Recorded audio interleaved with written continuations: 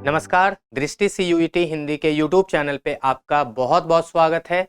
मैं हूं संजूर और जैसा कि आपको पता है कि हम लोग आज CUET के तीसरे एपिसोड में बात करेंगे, ठीक है ना।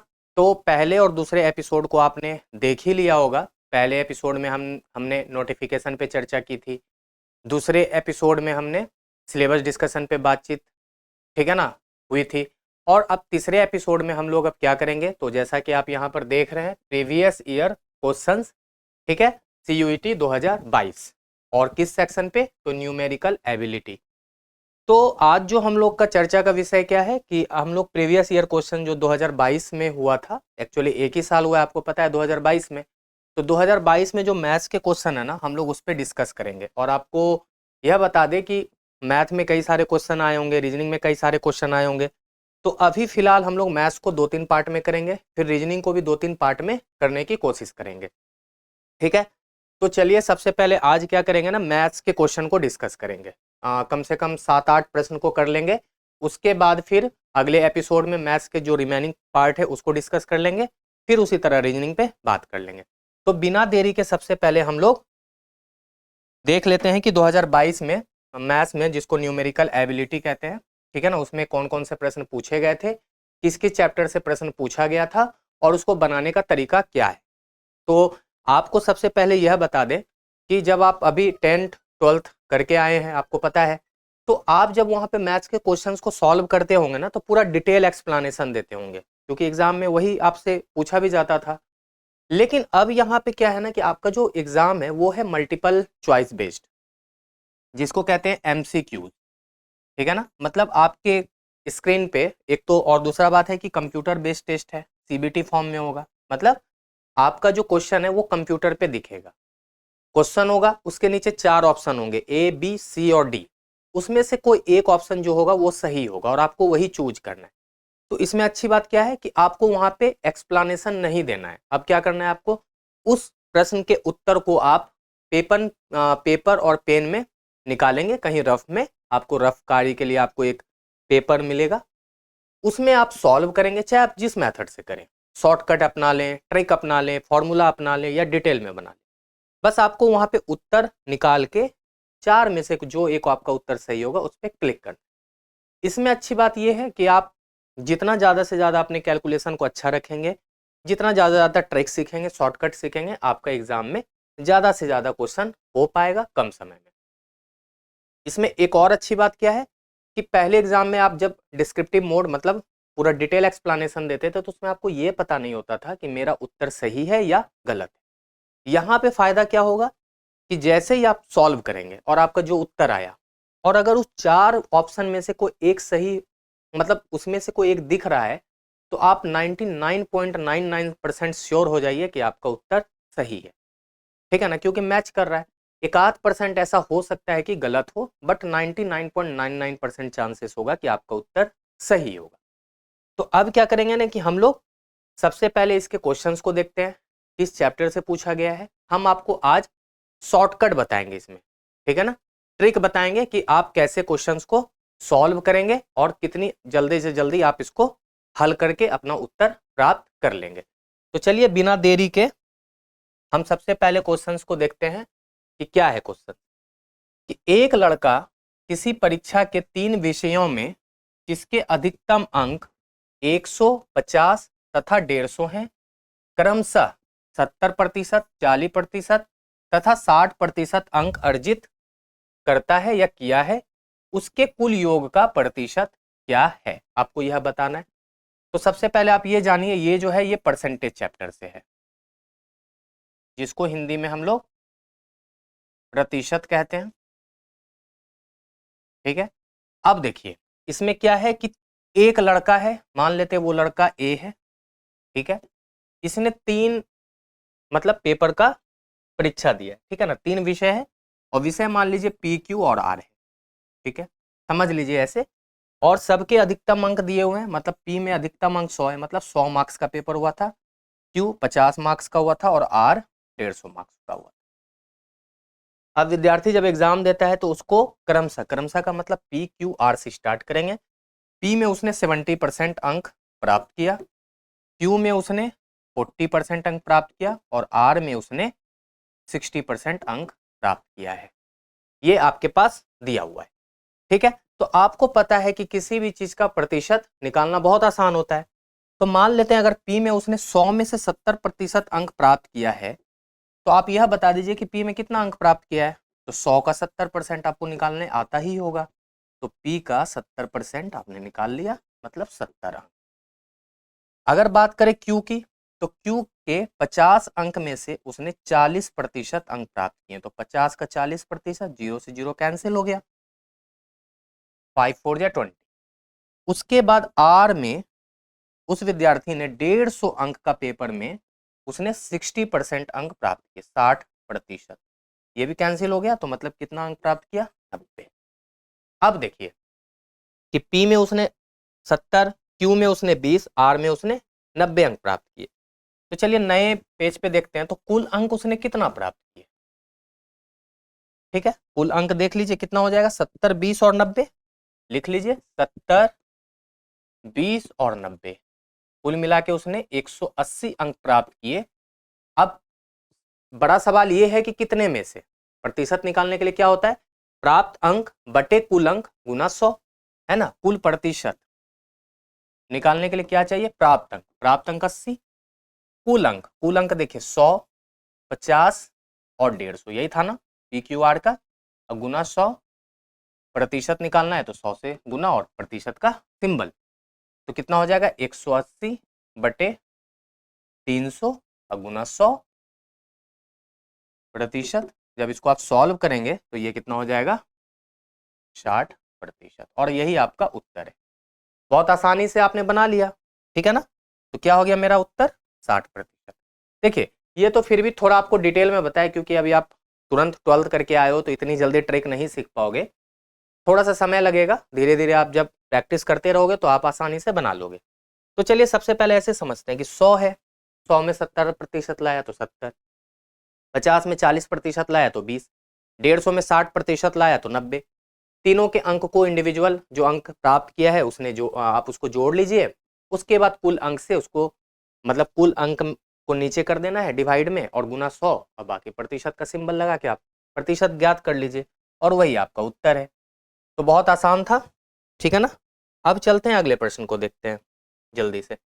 सुरेश एक नियत दूरी साइकिल से 10 किलोमीटर प्रति घंटा की रफ्तार से पूरी करता है। तो एक लड़का है सुरेश, ठीक है, मान लेते हैं यही एक दूरी है A और B, ठीक है ना। A और B की दूरी तय करता है सुरेश साइकिल से। तो इधर से गया वो साइकिल से, ठीक है, कितने स्पीड से, तो 10 किलोमीटर प्रति घंटा की, और वापिस में कार से आया, क्योंकि उसको लगा कि नहीं ज्यादा थक जाएंगे, तो वो वापिस 50 किलोमीटर प्रति घंटा की चाल से आ गया। अब बोला जा रहा है कि पूरी औसत मतलब पूरी यात्रा में औसत गति ज्ञात कीजिए।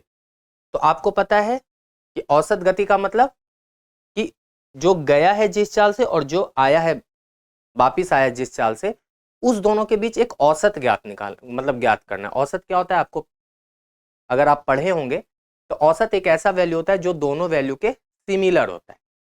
अब देखिए कई बच्चे क्या गलती करेंगे ना, 10 और 50 को जोड़ के 2 से डिवाइड कर देंगे, बोलेंगे ये भी चाल है ये भी चाल है, दोनों चाल को जोड़ के 2 से डिवाइड कर देते, वही औसत हो गया। तो गलत है ये। औसत चाल का एक फॉर्मूला होता है, ठीक है ना, आपको पता होना चाहिए ये सब चीज, क्योंकि अब आप कॉम्पिटिटिव एग्जाम देने जा रहे हैं। उसका फॉर्मूला होता है कुल दूरी अब बटे कुल समय।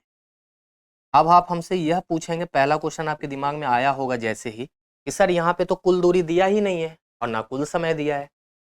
तो कुल समय तो आप ज्ञात कर लेंगे अगर कुल दूरी दिया रहता या दूरी दिया रहता, ठीक है। तो सबसे पहले देखेंगे कि कुल दूरी निकालने के लिए आपको क्या करना है। हम मान लेते हैं कि इधर की दूरी 100 किलोमीटर है, तो वापसी की भी दूरी 100 ही होगी ना, ठीक है। वापस में भी 100 ही किलोमीटर कवर किया है, क्योंकि वही दूरी को उसने कवर किया है वापस में। तो 100 प्लस 100 लिख देते हैं। आप 100 की जगह कुछ भी मान लेना, 200 मान लेना, 400 मान लेना, उससे फर्क नहीं पड़ेगा आपके एग्जाम में, ठीक है ना, आंसर में भी कोई फर्क नहीं पड़ेगा। तो 100 और 100 मान लिए। अब कुल समय देखिए, आपको पता होना चाहिए यह भी कि समय का जो फॉर्मूला है वो क्या होता है, दूरी बटे चाल। ठीक है, समय का फॉर्मूला क्या होता है, दूरी बटे चाल। तो दूरी है 100 और चाल कितना है, साइकिल से जो गया है 10 और फिर से दूरी 100 और कार से जो आया है वो 50। अब सॉल्व कर लीजिए, 100 प्लस 100 200, 100 को 10 से डिवाइड किए तो 10, 100 को 50 से डिवाइड किए तो 2, यहाँ हो जाएगा 200 बटे 12। जब इसको आप सॉल्व करेंगे तो 2 से देखिए 100 बार में कट गया, या 4 से कटा दीजिए आप सीधा, 4 से ये कितना बार में कट जाएगा, 50 बार में, और 4 से ये 3 बार में, तो कितना हो जाएगा 50 बटे 3। और जब इसको सॉल्व करेंगे तो 16.66 किलोमीटर प्रति घंटा, और यही आपका क्या हो गया उत्तर, 16.66 किलोमीटर प्रति घंटा। ये है फॉर्मूला पे जब आपने बनाया या डिटेल में बनाया। अगर मान लेते हैं इसको हम ट्रिक से बनाए, ठीक है ना, तो ट्रिक देखिए आप सबसे अच्छा है अगर, लेकिन ट्रिक जो हम बता रहे हैं ये एक साथ, इसके साथ एक डिमेरिट ये है कि ये सिर्फ 2 ही चाल में काम करता है, मतलब डिस्टेंस जो गया और वापिस है। लेकिन हाँ एक बात ध्यान रखिए, ऐसा नहीं है कि डिस्टेंस हमेशा सेम होना चाहिए, जो गया है वही वापिस आया, ऐसा नहीं है। डिस्टेंस आपका मतलब वहां पे बदल सकता है, लेकिन बदलेगा तो फिर आपका वो वाला फॉर्मूला यूज कीजिएगा, कौन वाला, जो अभी पीछे हम करके आए। लेकिन यहाँ पे क्या है, डिस्टेंस सेम होना चाहिए, तब आपका ये ट्रिक काम करेगा। तो इसका ट्रिक का फॉर्मूला है औसत चाल बराबर 2 इंटू ए इंटू बी अपॉन ए प्लस बी। अब बात है कि ए और बी क्या है, तो ए है हमारा पहली चाल और बी क्या हो जाएगा हमारा दूसरी चाल। बस आप इसको सॉल्व कर लीजिए। आपको पता है कि पहली चाल हमारी क्या थी, 2 गुना 10 गुना 50 है ना, और 10 प्लस 50। पहले और दूसरे चाल को आप कुछ भी ले सकते हैं, ऐसा नहीं कि 10 को बाद में भी लिखेंगे तो फर्क क्या पड़ना है, 2 गुना 50 गुना 10 वही बात हो जाएगा। तो कितना हो जाएगा, ये 1000 हो जाएगा और बटे कितना हो जाएगा 60। देखिए कटाने के बाद वही आ गया ना, 50 बटे 3 और 16.66 किलोमीटर प्रति, हो गया ना।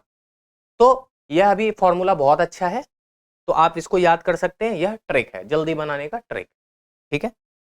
चलिए अगले क्वेश्चन को देखते हैं कि ए और बी मिलकर किसी कार्य को 30 दिनों में, ठीक है ना, दो व्यक्ति है ए और बी, एक काम करता है वो 30 दिनों में मिलकर, बी और सी मिलकर करता है 10 दिनों में, और सी और ए उसी कार्य को मिलकर करता है 5 दिनों में, ठीक है। यदि सबने मिलकर कार्य किया तो उस कार्य को पूरा करने में लगने वाला समय क्या होगा। अब देखिए पहले क्या होता था ना कि पहले 3 व्यक्ति, आप ये सोच लीजिए 3 व्यक्ति मान लेते हैं ए बी और सी, एक काम लिया गया है, छोटा सा मान लीजिए जमीन का टुकड़ा है, उस पर घर बनाना है। ये लोग पेयर में काम किए, पहले ए और बी किया, फिर बी और सी किया, फिर सी और ए किया। तो ए और बी किया तो देखा गया कि दोनों मिलके 30 दिन में कार्य को समाप्त कर लेते हैं। बी और सी मिलकर कार्य किया तो देखा गया कि दोनों मिलकर 10 दिनों में कार्य कर लेते हैं। सी और ए और जल्दी कर दिया 5 दिनों में। तो फिर जो कॉन्ट्रैक्टर था ना, एक बार दोबारा उतना बड़ा ही टुकड़ा लिया जमीन का घर बनाने के लिए, तो उसने देखा कि ए बी अलग अलग कर रहे हैं, बी सी अलग, सी और अलग, और टाइम ज्यादा लग रहा है। उसने क्या किया, तीनों को मिला दिया, बोला इस बार तीनों मिल के उस पर घर बनाओ। तो वही तो हमसे पूछा गया कि अब कार्य कितने दिनों में पूरा हो जाए। तो हम सपोज कर लेते हैं कि ए और बी मिलके अगर 30 दिनों में कार्य करता है कंप्लीट, तो हर दिन वो कितना कार्य कर रहा होगा, 1/30 है ना, 1/30 1/30 1/30। तो ए प्लस बी के एक दिन का कार्य, आप चाहे इसको याद कर सकते हैं कि एक दिन का कार्य निकालने के लिए आपको 1 बटे लगा हुआ समय आप इसको उससे डिवाइड कर दें, यह आपके एक दिन का कार्य निकल जाएगा। अगर 2 दिन का निकालना है तो 2 बटे, 3 दिन का निकालना है तो 3 बटे, और 30 दिन का देखिए 30/30 1 हो गया ना। उसी तरह अगर बी प्लस सी के एक दिन का कार्य निकालना हो तो एक दिन का कार्य कितना हो जाएगा, 1/10। और अगर सी प्लस ए के एक दिन का कार्य निकालें तो 1/5 हो गया ना। अब क्या है, तीनों के एक दिन का कार्य अलग, मतलब ए बी और बी सी सी ए के अलग अलग एक एक दिन का कार्य निकाल लिया। अब क्या कीजिए, तीनों को मिला दीजिए, तो यहाँ पे क्या हो जाएगा, ए प्लस बी प्लस सी अब प्लस सी प्लस ए। अगर मिलकर कार्य करें, यही है ना, तो एक दिन में कितना कार्य करेंगे, तो 1/30 1/10 और 1/5 आप लोगों ने ऐसे ही बनाया होगा। अगर आप इसको सॉल्व करें तो यहाँ हो जाएगा 2, 2 कॉमन हो जाएगा ना, ए बी और सी, क्योंकि देखिए दोनों एक बार 2 बार ए आ रहा है, 2 बार बी 2 बार सी, तो 2 common, A plus B plus C is equal to 30, 10 और 5 का एलसीएम हो जाएगा 30, 1 प्लस 3 प्लस 6, 6 3 9 1 10 बटे 30, मतलब 1/3। ठीक है, 2 बार a प्लस बी प्लस सी की वैल्यू 1/3 आई, तो हम 1 बार a प्लस बी प्लस सी की वैल्यू कितनी बोल देंगे, 1/3 गुना 2, मतलब 1/6। मतलब ए बी और सी एक दिन में 1/6 कार्य करते हैं, तो ए बी और सी को कुल कितना दिन लगेगा पूरा कार्य समाप्त करने में, तो कुल समय बराबर क्या हो जाएगा, 1 डिवाइडेड बाय 1/6, मतलब 1 गुना 6/1 बराबर 6 दिन। ये है आपका फॉर्मूला। जब आपको एक दिन का कार्य पता लग जाए ना, तो कुल समय निकालने के लिए आप एक से एक दिन के कार्य को डिवाइड कर देंगे और आपका उत्तर आ जाएगा। अब हम चलिए इस पे चलते हैं कि अगर ये ट्रिक से बनाना होता तो आप कैसे बनाते। हम मान लेते हैं कि ए बी, बी सी और सी ए का कार्य दिया हुआ है कि अलग अलग कितने दिनों में करते हैं। तो हम ऐसा सोच लेते हैं कि 30, 10 और 5 को देखते हुए एक ऐसा फिगर सोच लीजिए जो तीनों से डिविजिबल हो, एक तरह से एलसीएम। तो हम ले लेते हैं 30। अब आप ये सोचिए कि ए और बी 30 दिनों में 30 कार्य करते हैं, तो एक दिन में कितना कार्य कर रहे होंगे, ए प्लस बी मिलके, तो एक कार्य है ना। 30 को 30 से डिवाइड करिए, एक दिन में एक, 2 दिन में 2, ऐसे करके करते हैं, तो 30 दिनों में 30 कार्य।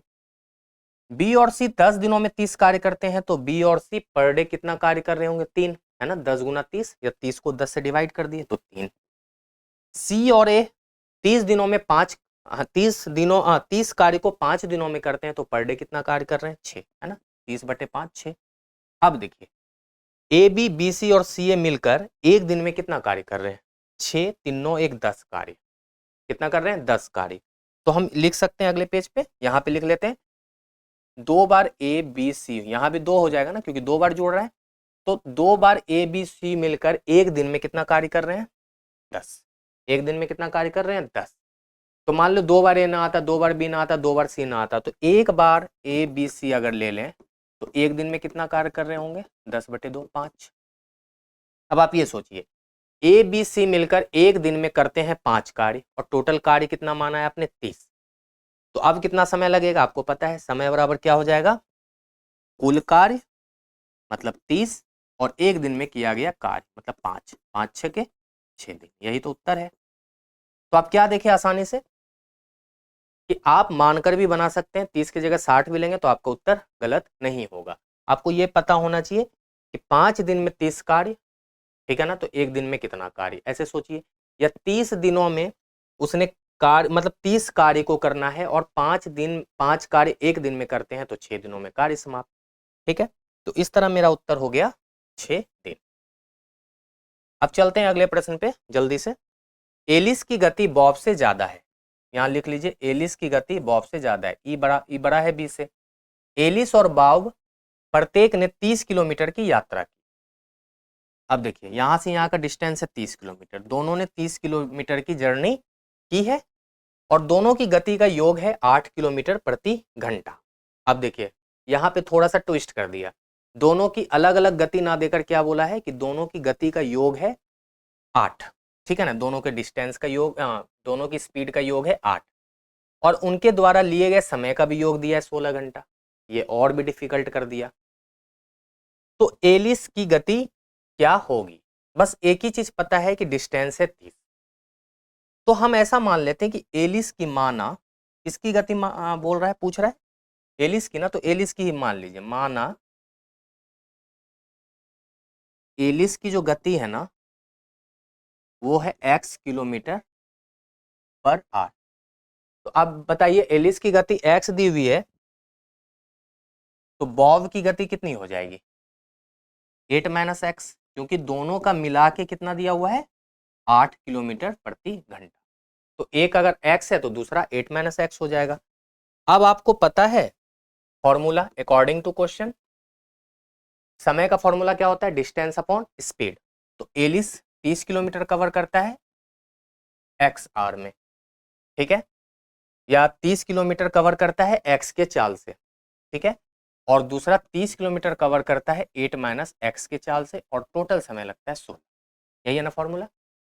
अब देखिए अच्छी बात क्या है ना कि अब आपको यहाँ पर ऑप्शन से बनाने सिखाते हैं। ऑप्शन क्या है, 5, 4, 6 और 8। यहाँ पे लिख लीजिए ऑप्शन क्या है, 5, 4, 6 और 8। अब क्या है, ऑप्शन को सेटिस्फाई कराते हैं। देखिए 8 आप नहीं ले सकते। क्यों नहीं ले सकते, अगर 8 माइनस 8 कर देंगे तो यहाँ 0 आ जाएगा, और 30 से कोई भी संख्या मतलब कोई भी नंबर 0 से डिवाइड तो होता नहीं है, तो यहीं पे गलत हो गया। 4 इसलिए भी नहीं ले सकते क्योंकि आपको पहले ही बोल दिया कि एलिस की गति बॉब से ज्यादा है, और 4 लेंगे तो मतलब बॉब की भी गति 4, एलिस की भी गति 4, तो ये भी खत्म हो गया। हम सोचते हैं सबसे पहले 5 लेते हैं, अब 2 ही है, 5 और 6, तो 30 को अगर 5 से डिवाइड करिए और 30 को 8 माइनस 5 कितना हो जाएगा, 3, तो 6 और यहाँ हो गया 10, 10 प्लस 6 16। और देखिए ये सेटिस्फाई करा दिया ना इसको, तो हम कहेंगे कि सच में एलिस की गति कितनी है, 5, मतलब x की वैल्यू 5, मतलब एलिस की गति 5, और यही मेरा उत्तर हो गया। तो यहाँ पे क्या है ना, अगर आप क्वाड्रेटिक इक्वेशन लेके बनाएंगे भी तो बन जाएगा, आपको कुछ नहीं करना है, इसका एलसीएम लेना है, फिर आप तो इसको किए ही होंगे 9th 10th की क्लास में। लेकिन अब उतना लंबा मेथड नहीं करना क्योंकि एग्जाम में आपको केवल उत्तर से मतलब है। तो आप ऑप्शन से करने की कोशिश करेंगे और आपका उत्तर क्या हो गया, 5 किलोमीटर प्रति घंटा। अगला देखते हैं, एक व्यक्ति किसी उत्पाद को मुद्रित मूल्य पर, मुद्रित मूल्य का मतलब मार्क्ड प्राइस, जो अंकित मूल्य कहते हैं, पर 28% की छूट पर बेचकर 20% का लाभ कमाता है। मुद्रित मूल्य मतलब मार्क प्राइस और क्रय मूल्य मतलब कॉस्ट प्राइस का अनुपात ज्ञात करना है। अब एक बात बताइए, एक दुकानदार है, उसने क्या किया, मुद्रित मूल्य पर 28% का छूट दे रहा था, तो आप जल्दी से खरीदने चले गए कि भैया अच्छा डिस्काउंट मिल रहा है। तो मानते हैं मुद्रित मूल्य मतलब मार्क प्राइस, ठीक है ना, सपोज कर लेते हैं 100 रुपये रहा होगा, ठीक है, जो प्रिंटेड प्राइस होता है किसी भी उत्पाद पे, प्रोडक्ट। छूट कितना दे रहा है दुकानदार, 28% का। तो अब बताइए आपको मिला कितने में सामान, 100 में अगर 28% आपको डिस्काउंट मिल गया मतलब 28 रुपए की छूट मिल गई, तो दुकानदार का सेलिंग प्राइस कितना हो गया, 100 माइनस 100 का 28%। जब आप इसको सॉल्व करेंगे तो ये कितना हो जाएगा, 100 माइनस 28, इट मीन्स 72। मतलब दुकानदार आपको 72 रुपए में सामान बेच दिया, आप 72 रुपए में सामान खरीद के ले आए। लेकिन कभी आपने सोचा है कि सच में दुकानदार को लॉस हुआ होगा, ऐसा नहीं। दुकानदार तो बेचने के लिए लाया है ना, और कमाने के लिए लाया है, तो लॉस में क्यों बेचेगा, तो कहीं ना कहीं दुकानदार को क्या हो रहा है, प्रॉफिट हो रहा है। अब कितना प्रॉफिट हो रहा है, लिखा हुआ है 28% का, नहीं सॉरी 20% का, तो लाभ क्या है, 20%। अब एक बात बताइए, जो सेलिंग प्राइस है 72 रुपया, उसमें लाभ भी क्या है, इंक्लूड है। तो आपने कॉस्ट प्राइस का फॉर्मूला पढ़ा होगा, क्या होता है, selling price upon 100 plus profit percentage into 100, यही होता है ना। तो सेलिंग प्राइस क्या है आपका, 72, 100 प्लस 20 गुना 100। जब आप इसको सॉल्व करेंगे तो क्या हो जाएगा, 72 बटे 120 गुना 100। जब आप इसको सॉल्व करिए तो 12 गुना 6, 6 गुना 10 मतलब 60। यही आपका क्या आ गया, 60 रुपया कॉस्ट प्राइस।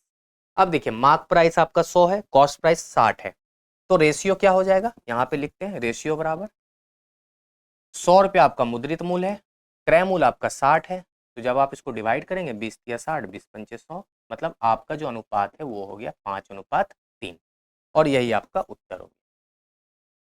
बहुत आसान था। अब देखिए हम लोग कई बार क्या होता है ना, ये फॉर्मूला अगर याद नहीं रहता है तो आप ये सोचिए 72/120 क्यों लिखा जाता है। फॉर्मूला तो आपको याद है, आप मान लीजिए फॉर्मूला भूल गए, हमने ये जो लिखा है 72/120 गुना 100 जो बराबर 60 आया था, ये लिखा क्यों गया, ये कैसे लिखा जाता है, तो देखिए आपको बताते हैं इसका कॉन्सेप्ट। 72 रुपए में सामान बिका है 20% के लाभ के साथ, तो आप एक बात बताइए, कोई भी सामान आप लाए 20% के प्रॉफिट पे बेचे, तो आप क्या मतलब है कि उस वस्तु का 20% और अधिक लिए, तो मतलब उस वस्तु का आपने 120% चार्ज किया है, मतलब 72 का 120%, मतलब 72 जो है ना वो 120% के बराबर है। तो हम कह सकते हैं 72 ही जो है ना वो 120% के बराबर है। और आपको निकालना क्या है, 100 की वैल्यू। 100 क्यों, क्योंकि यही है क्रय मूल्य, यही माने थे ना, इसी पे तो 20% का आप लाभ लिए, इसीलिए तो ये 120 के बराबर हुआ ना। तो आपसे रटिएगा मत फॉर्मूला।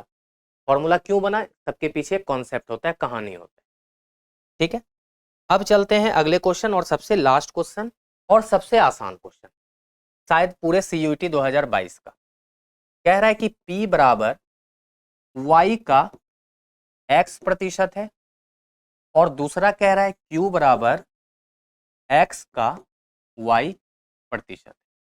तो पूछ रहा है कि इसमें कौन सा संबंध मतलब होगा या कौन सा कथन सत्य होगा। P बराबर Q, P बड़ा है Q से या P छोटा है Q से, या P और Q के बीच कोई संबंध ही नहीं होगा। तो देखिए सबसे पहले हम इसको सॉल्व करते हैं। P बराबर Y X का 100% मतलब का मतलब गुना, X प्रतिशत का मतलब X बटे 100। तो यहाँ क्या हो जाएगा, P बराबर XY अपॉन 100। इसको कह लीजिए इक्वेशन 1। Q बराबर X का मतलब गुना, Y परसेंट मतलब Y बटे 100। तो Q बराबर क्या हो जाएगा, XY बटे 100। इसको कह दीजिए इक्वेशन नंबर 2। अब आप एक चीज देखिए, P की वैल्यू XY अपॉन 100, Q की वैल्यू XY अपॉन 100, आपको सेम नहीं लग रहा दोनों P और Q की वैल्यू। तो हम कह सकते हैं यहाँ पे कि इसलिए P बराबर Q है। ना P बड़ा है Q से, ना P Q से छोटा है, और P और Q के बीच संबंध स्थापित नहीं किया जा सकता, ऐसी कोई संभावना यहाँ पे दिख नहीं रही है, क्योंकि आराम आराम से बता पा रहे हैं P की वैल्यू और Q की वैल्यू। अगर किसी की वैल्यू नहीं निकाल पाते, कुछ दिक्कत आती तो अलग बात है। तो आप कुल मिला के आज यहाँ पे 5, 6, 7 क्वेश्चन जो भी हम लोग किए हैं, आपको उसको बहुत अच्छे से बनाना सिखा दिया, ट्रिक भी, कॉन्सेप्ट भी, डिटेल में भी। तो आप कोशिश कीजिएगा कि थोड़ा जल्दी करने की, है ना, फास्ट करने की, क्योंकि देखिए एग्जाम में आपके पास 60 क्वेश्चन है, 50 क्वेश्चन आपको बनाना है, GS भी है, करंट अफेयर्स भी, बहुत सारा सेक्शन है ना। तो आप मैथ और रीजनिंग में ज़्यादा समय लगा देंगे तो फिर करंट अफेयर्स और GS कैसे बनाएंगे। तो कोशिश ये करना है कि मैथ्स और रीजनिंग को बहुत जल्दी से करना है, बहुत फास्ट करना है। इस वीडियो को देखिए, अभी और भी आएंगे वीडियो, उसको भी देखिए। पहले जो 1-2 वीडियो बना है उसको भी देखिए, उसमें आपको सिलेबस मतलब एक तरह से कैसे सॉल्व करना है वो सब थोड़ा जानकारी दिया है उस वीडियो में, तो आप उसको देखिए। और आगे तो प्रीवियस ईयर क्वेश्चंस या मॉडल क्वेश्चन जितना भी कराएंगे आपके CUET के एग्जाम से पहले, आप सारे वीडियो को देखिए। गारंटेड है कि आप 50 में से आराम से 45 से 46 क्वेश्चन सॉल्व करके आएंगे और सब सही करके आएंगे। तो मेरा आपसे एक रिक्वेस्ट है कि आप आगे के वीडियो को जरूर देखिएगा और दृष्टि CUET हिंदी के चैनल को सब्सक्राइब करना ना भूलें। अब आपसे एक क्वेश्चन पूछ के जाते हैं कि मान लेते हैं यहाँ पर, तो आप कमेंट सेक्शन में बताइएगा, यहाँ पे मुद्रित मूल्य और क्रय मूल्य का अनुपात ना पूछकर यह पूछ लेता कि मुद्रित मूल्य क्रय मूल्य का कितना प्रतिशत है या क्रय मूल्य मुद्रित मूल्य का कितना प्रतिशत है, तो आप कैसे निकाल। तो आप इसका कमेंट सेक्शन में जरूर उत्तर दीजिएगा, हम आपके उत्तर का इंतजार करेंगे। और अगर जिससे नहीं हो पाएगा तो हम उसको बनाने भी सिखाएंगे। तो चलिए मिलते हैं अगले वीडियो में, आज के लिए इतना ही, धन्यवाद।